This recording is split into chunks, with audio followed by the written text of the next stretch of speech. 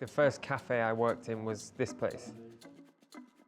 Martin was more the cafe person. We were going to start a cafe in England and we bought a tiny coffee roaster. So we were kind of in that kind of thing, but Martin was working in quite good cafes in Manchester and in Leeds and I think maybe in Liverpool. We always try and work with like local independent producers who can like, everyone's met the suppliers and the producers and everything.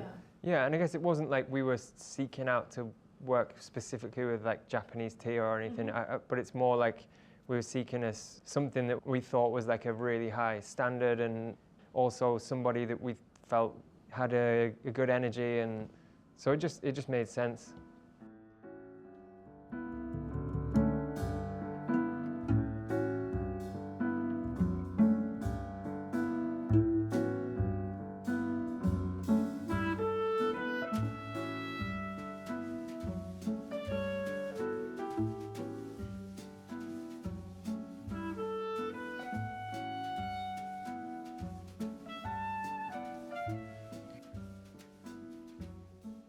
I was not sure how your experiences with tea back in Liverpool. How was your childhood? Did you drink tea? In England, you know, people drink tea, but it's like milk, sugar, supermarket tea black bag. tea bag. Yeah. And they think they're experts on tea, like comparing But to be honest, different. in Liverpool, there's a lot of good tea places. Yeah, but I guess the general culture in England is kind of, you know, the classic English. Yeah. So really, people drink it back to back all day, non-stop. When you arrive at someone's house, maybe in Sweden they put the coffee. Yeah. But in England, the kettle goes on instant every time, and it's tea. like, if you don't offer someone tea, then it's rude in England. My parents don't drink water; they only drink that kind of English tea. That's like the only hydration they get. And if you go to visit someone in England and they say, "Do you want tea?" and it's not what tea, it's always that tea, and it's always with milk. Yeah, it's more like a social comfort thing. It's just homely kind of. The tea is almost overshadowed because it's milk, it's sugar, and all. It's like. How come you became aware of this world, like the other world of tea? Martin, he had experience working in cafes in England, so he kind of knew about. You've tasted tea good before. Tea. Liverpool. But and I just thought it was like, you would have like green tea, like Sencha, and then we talked about that. you know, I didn't know that there would be like so many different varieties of green tea. A lot of the tea companies who are really good here, they put lemon juice in, or they'll put like different, mix it all, which tastes great, but it's nice that your stuff is mainly like, the product speaks for itself. Yeah, and I'm actually happy that you do serve our teas, which is like 100% tea in teapot. Yeah, it's like that with the coffee as well. You prefer people to just have the black coffee or espresso, but everyone likes a latte. I'm drinking a latte now, but it's if you want to really experience the product, it's like, should just be on its own, I think. You wouldn't put milk in a glass of wine, would you? It's just like, you want just the wine.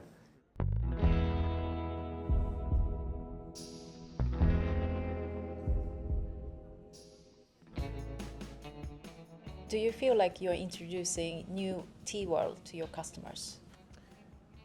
I think so, yeah. Like initially when we started to work together, I really thought it would be quite a niche, just like something for people who maybe already knew. Yeah. But then we would just like have a conversation with people and recommend it. And over a year or almost 2 years, I feel like people kind of have become educated, whether that's just through us or in general. We've really dialed it in with like specific measurements with the bamboo, so it's quite consistent every time. Right. I think it's really educational part is quite important to have a long-term relationships.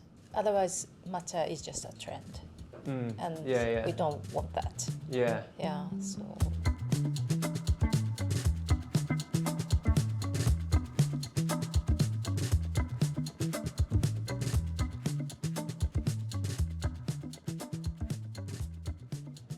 There's so many people that are doing their own thing and really focusing on like one thing or one passion.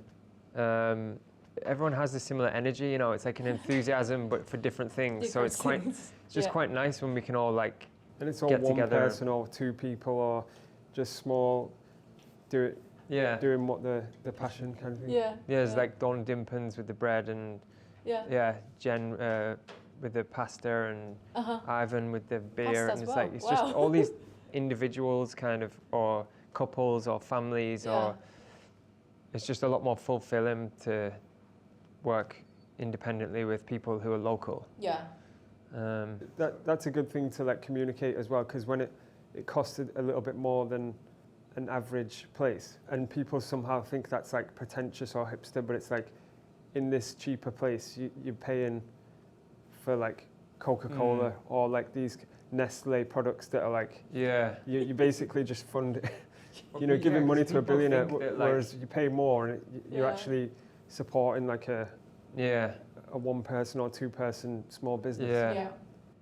People have said that with our place, like it's gentrification's happening in Hägersten, and it's like we're just like working class people working with like everyone is just small independent businesses collaborating and not really thinking about too much profit. It's more just the things they love and their kind of interest and passion. I think customers can feel it once they're coming here and get a really personal service. And I think so. I think people definitely appreciate something that's like really been thought about, and like I think it's more than I expected. People really respond well to these kind of new teas and new things that maybe they're not been familiar with in the past.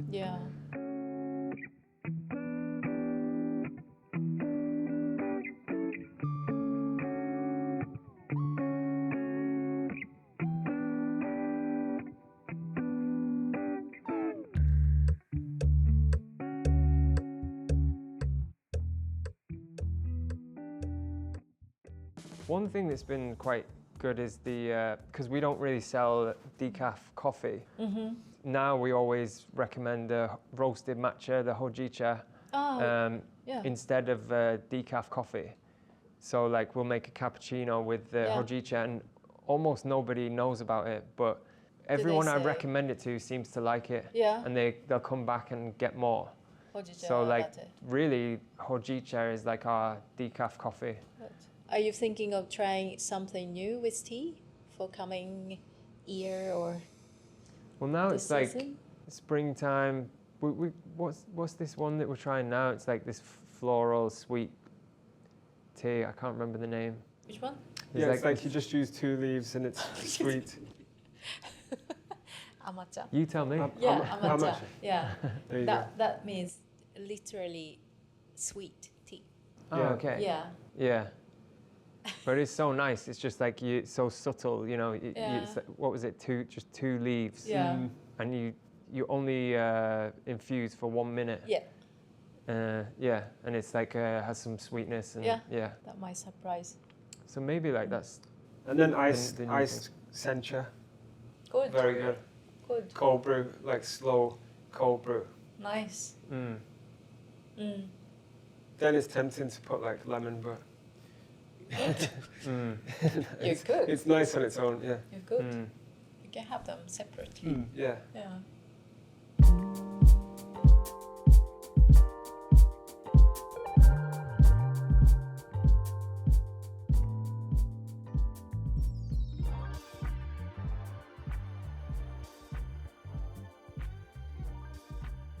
I mean, we were just very impressed with your tea. So it's just one of those moments when you're like, okay, so that's what it tastes like. Something you think you know, something you've had for your whole life, and then I tried tea from you, and it was like, all right, it's like a completely different experience. Like, But quite subtle differences and delicate taste.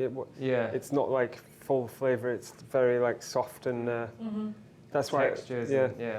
And there's no compromise on the preparation or the serving. It's like it should be this way because I've tried it, and you don't want us or our staff or anyone to like at the last stage of the process kind of disrespect the product. Yeah. Which is the same with coffee and everything. It goes in this epic journey, and then at the last moment, if someone doesn't really care, it's not going to taste good. Yeah. That's kind of insulting to everyone down the line. So you're like kindly like making sure that we get it right as well, which is nice. And you're answering quite good, so that's really happy. We do what we're told. Best, so. Yeah.